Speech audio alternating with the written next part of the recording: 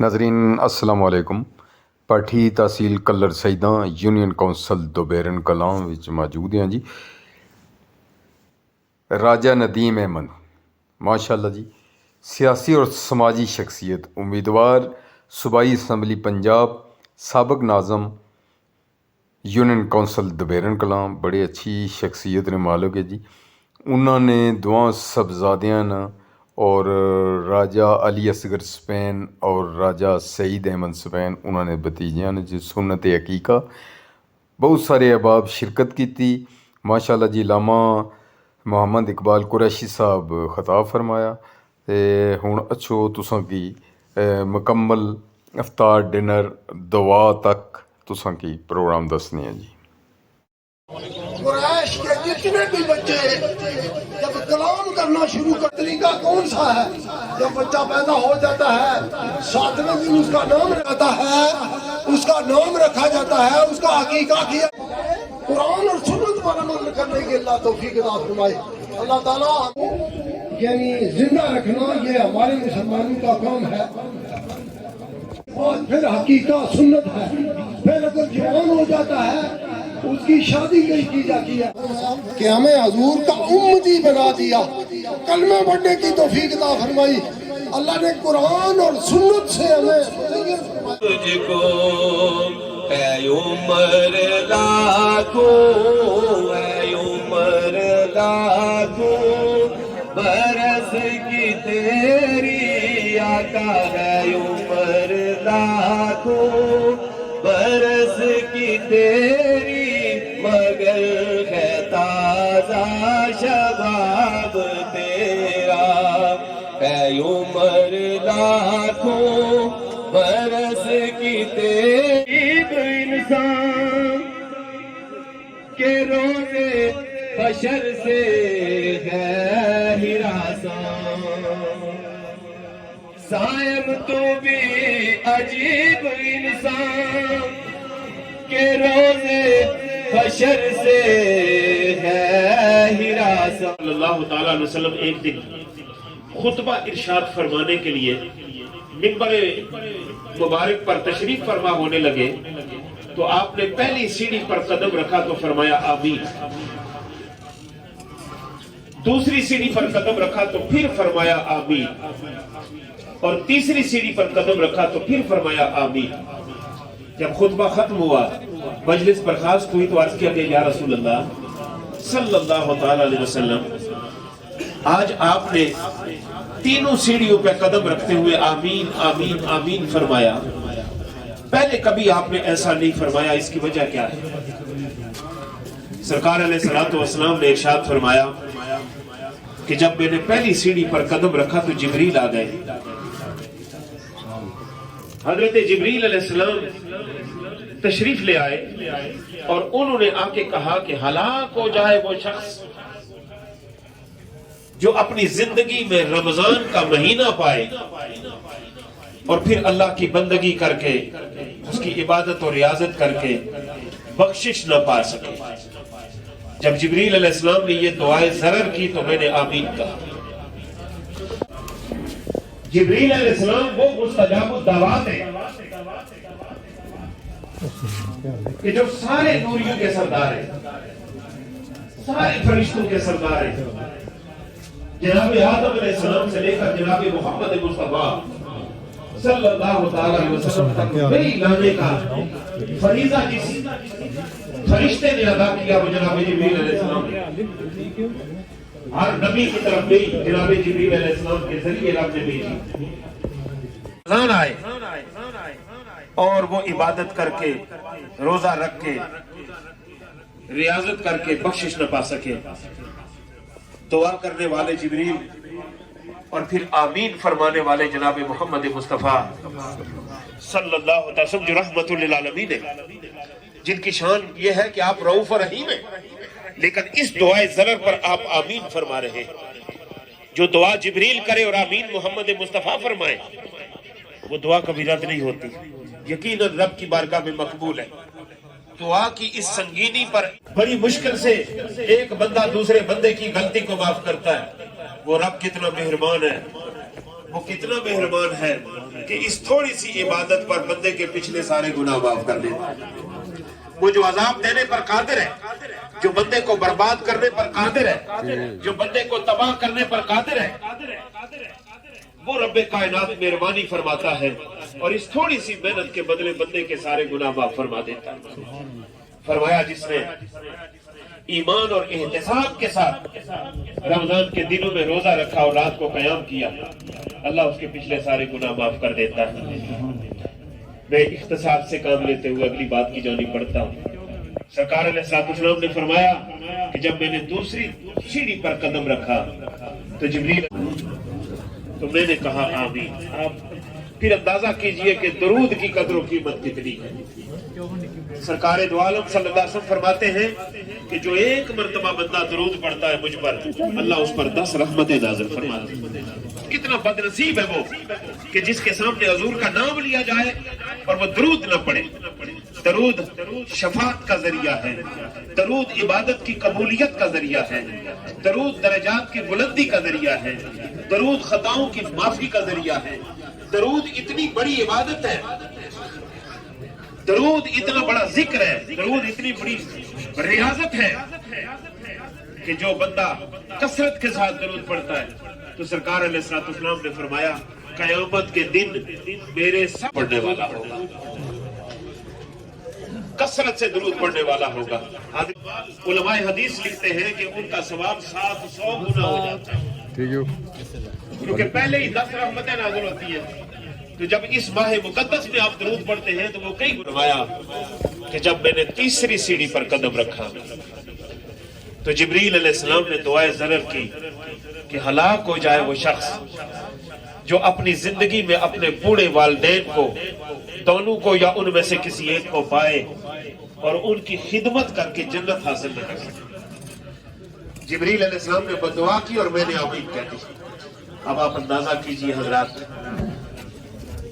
والدین کی عظمت اور والدین کی عزت اور توقیر کتنی ہے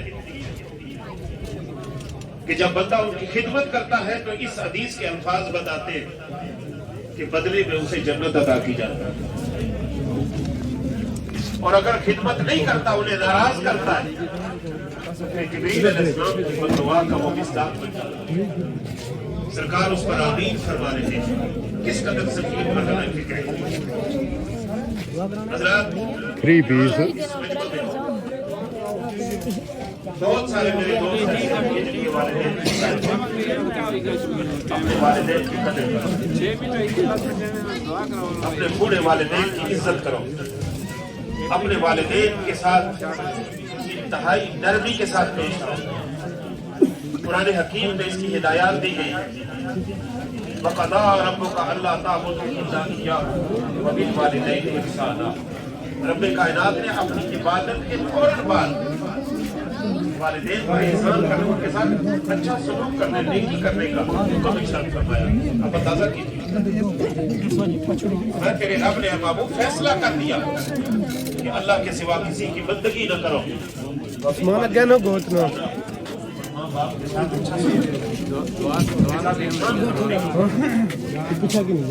ماں زندہ ہو تب بھی غنیمت سمجھو، باپ زندہ ہو تب بھی غنیمت سمجھو، اور اگر دونوں زندہ ہیں تو سبحان اللہ۔ باپ کی عظمت کا کیا اندازہ، ماں کی عزت کا کیا اندازہ کہ سرکار دو عالم صلی اللہ علیہ وسلم فرماتے ہیں کہ جنت ماؤں کے قدموں کے نیچے ہے، اور باپ، سرکار علیہ السلام فرماتے ہیں کہ جو بندہ اپنے باپ کے چہرے کو، اور ایک جگہ ہے کہ والدین کے چہرے کو محبت کی نگاہ سے دیکھتا ہے، اللہ اسے حج مبرور کا ثواب عطا فرماتا ہے۔ دعا بھی کرتے ہیں۔ حج مبرور اس حج کو کہتے ہیں جہاں بہت سارے لوگ ہیں جنہیں حج کی سعادت حاصل ہوئی ہے، اللہ سب کو نصیب فرمائے۔ بہت مشکل عبادت ہے، اور اس عبادت کو ہر عیب سے، کجی سے، ہر خرابی سے پاک رکھنا، وہ 5-6 دن لگاتار پہرا دینا بہت مشکل کام ہے۔ تو ہر قسم کی کوتاہی سے جو پاک حج ہوتا ہے اسے حج مبرور کہتے ہیں، اور حج مبرور کا ثواب یہ ہے کہ اللہ اسے ایسے پاک کر دیتے ہیں گناہوں سے جیسے وہ آج ہی اپنے۔ تو تو سرکار فرماتے ہیں جو باپ کے چہرے کو محبت سے دیکھتا ہے اللہ اسے حج مبرور کا ثواب عطا فرماتا ہے. حج مبرور کا ثواب گھر بیٹھے ہوئے نصیب ہوتا ہے. اب تو 15 لاکھ روپے لگتے ہیں. حاضرین محترم پھر بھی پتہ نہیں وہ حج مبرور ہوا ہے یا نہیں، لیکن باپ کے اور مالک کی بارگاہ میں دعا کرتے ہیں کہ اللہ جس طرف سے تو نے رمضان عطا فرمایا ہے ہمیں اس کی قدر کی توفیق عطا فرما. اس ماہ مقدس میں روزہ رکھنے کی بھی السلام علیکم ورحمۃ اللہ وبرکاتہ.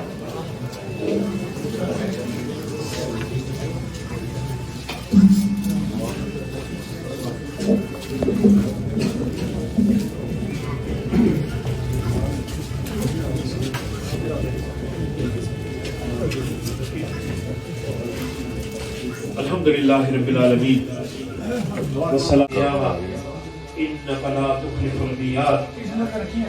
پروردگار عالم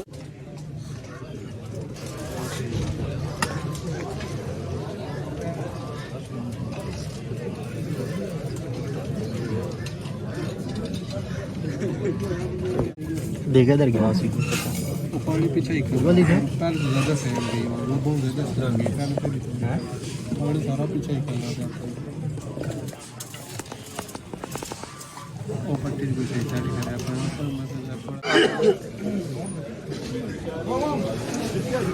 السلام نام لڑا ہے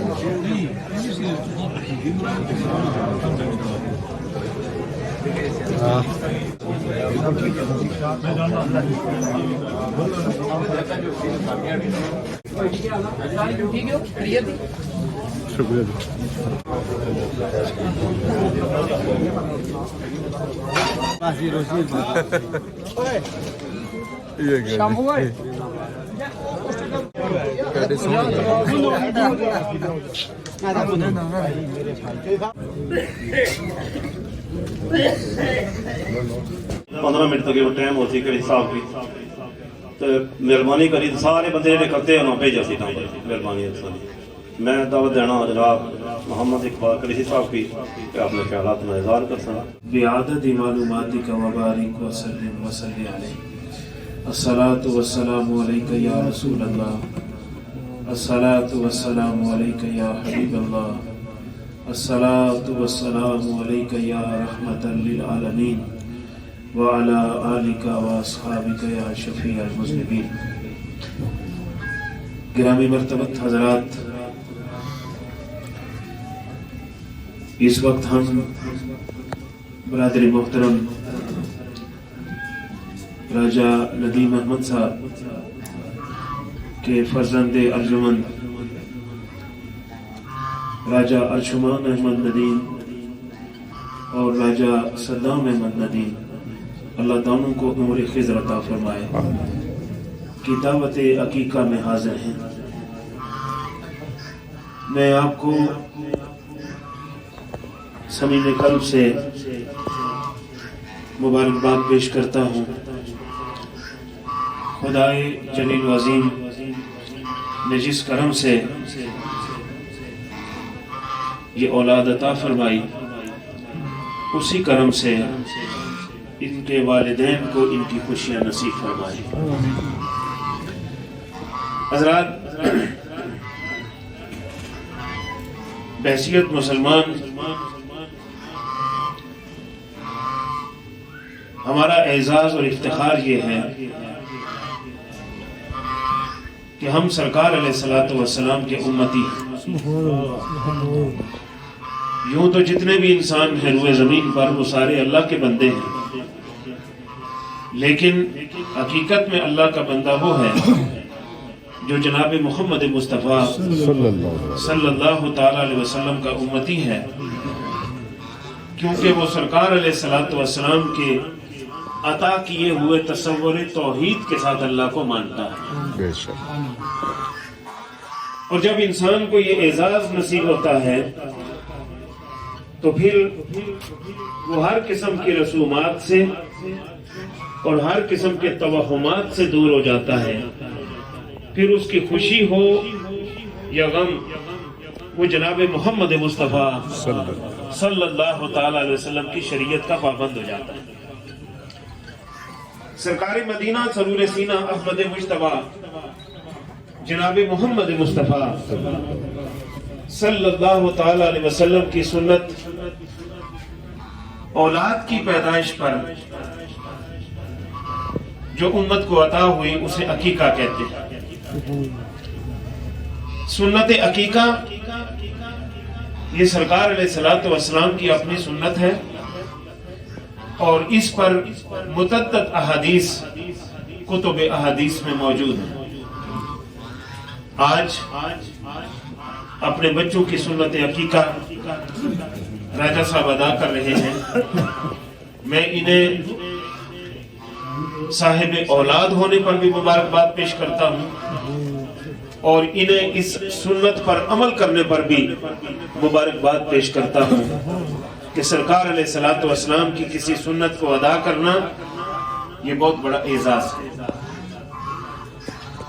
حضور علیہ الصلوۃ والسلام کے جو ارشادات ہیں کہ وقت بڑا مختصر ہے اور میں چند مزید باتیں بھی کرنا چاہتا ہوں.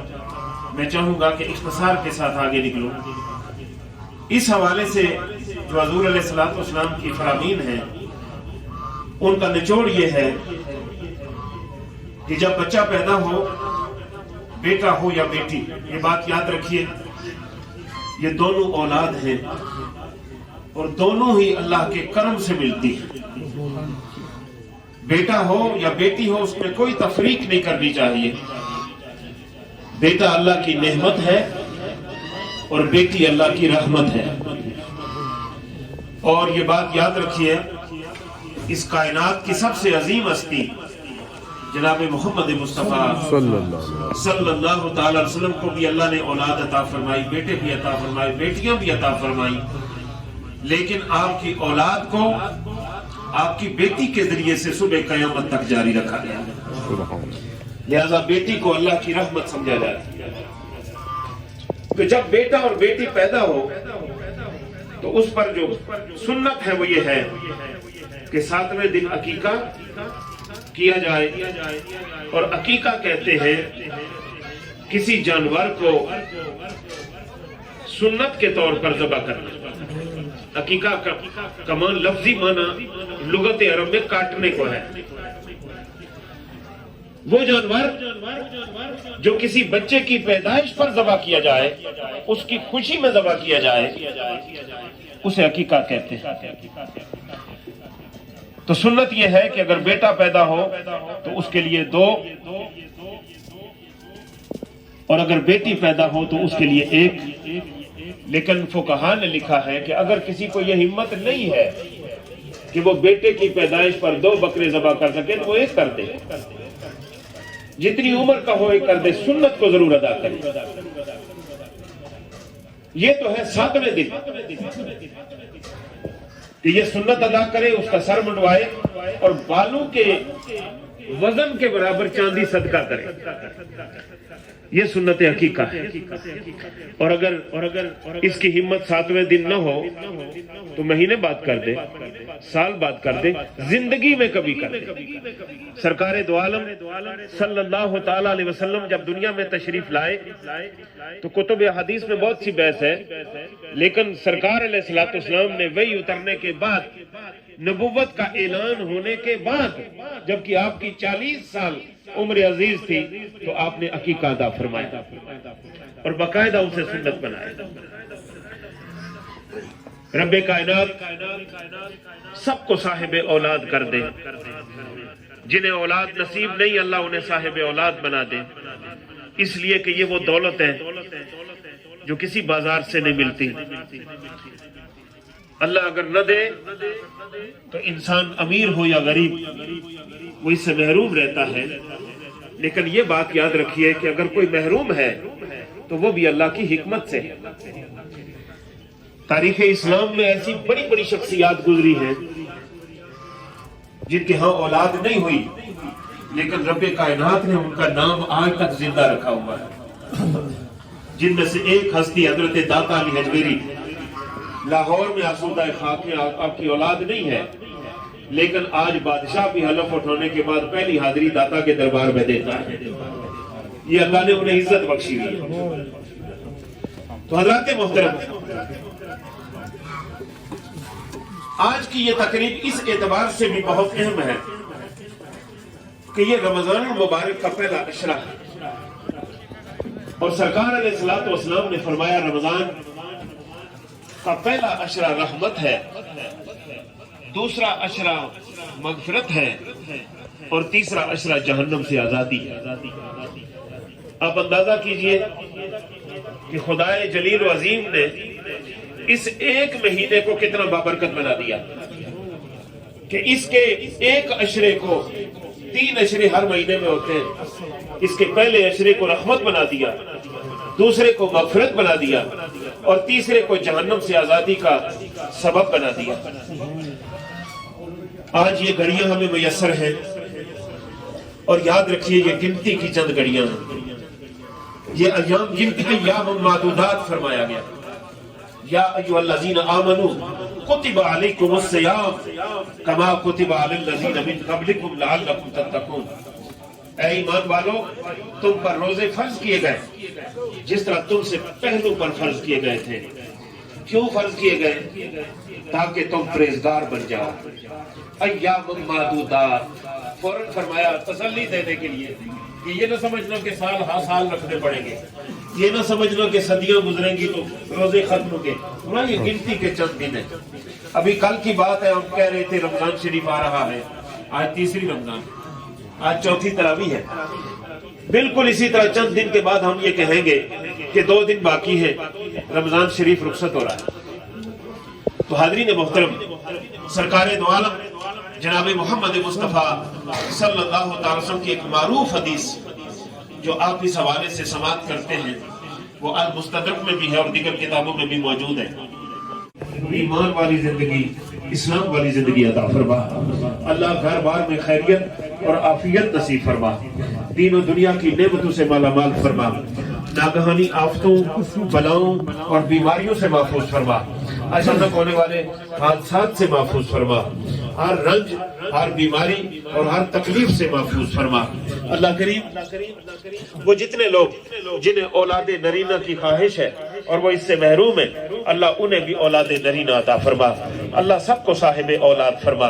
اللہ جن جن کو اولاد بخشی ہے، پروردگار عالم تمام والدین کو، ان کی اولادوں کو ان کی آنکھوں کی ٹھنڈک بنا، ان کی اولادوں کو ان کا تابعدار اور ان کا وفادار بنا۔ پروردگار عالم رمضان المبارک کے رحمت کے اس عشرہ میں تیسرے روزے کی افطار کے وقت ہم تیرے دروازہ کرم پر حاضر ہیں۔ تیرے محبوب کریم کا فرمان ہے کہ افطار کے وقت دعا قبول ہوتی ہے، التجا کرتے ہیں۔ اللہ سب کو اولاد نرینہ سے سرفراز فرما۔ اللہ ان بچوں کی زندگی کو دراز فرما۔ اللہ ہمارے ندیم بھائی کی خوشیوں میں اور اضافہ فرما، ان کے رزق میں، ان کی جان مال میں برکت عطا فرما، عزت و آبرو میں برکت عطا فرما۔ التجا کیجئے میرے والدین، آپ کے والدین، سبھی کے والدین، راجہ صاحب کے والد گرامی اس دنیا سے گزر چکے ہیں، جو گزر چکے ہیں ان کے لیے دعا کیجئے۔ اللہ ان کی مغفرت فرما، اللہ ان کی بخشش فرما، اللہ ان کے درجات بلند فرما، اللہ انہیں جنت میں اعلیٰ ترین مقامات سے سرفراز فرما۔ مولا ان پاکیزہ ساعتوں میں التجا کرتے ہیں، ہماری خطاؤں کو معاف فرما، ہماری لغزشوں کو معاف فرما، ہمارے صغائر کو معاف فرما، ہمارے کبائر کو معاف فرما، ہماری دانستہ کوتاہیوں کو معاف فرما، ہماری غیر دانستہ کوتاہیوں کو معاف فرما، اور ہمیں اپنی مرضیات پر چلنے کی توفیق عطا فرما۔ نماز پنجگانہ نصیب فرما، قرآن حکیم کی تلاوت نصیب فرما، اپنے ذکر کی لذتوں سے مالا مال فرما۔ ان اللہ و ملائکتہ یصلون علی النبی یا ایھا الذین آمنوا صلوا علیہ وسلموا تسلیما۔ اللهم صل علی سیدنا محمد وعلی آل سیدنا محمد وبارک وسلم۔ سبحان ربک رب العزۃ عما یصفون وسلام علی المرسلین والحمد للہ رب العالمین۔ کھولی نہ چھوڑے کڑے زون نہیں ہونا نا، مجھے یاد بھی نہیں رہنی۔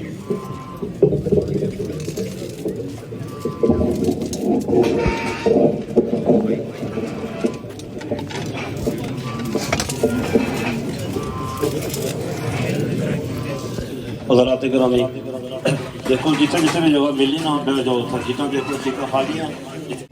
اس وقت میرے دروازہ کرم پر اپنی جوڑی ہمارے راجہ ندیم احمد نے آپ نے بچوں کی سنت عقیقہ پر عمل کیا ہے، مالک کی اس عمل کو شرف قبولیت عطا فرما۔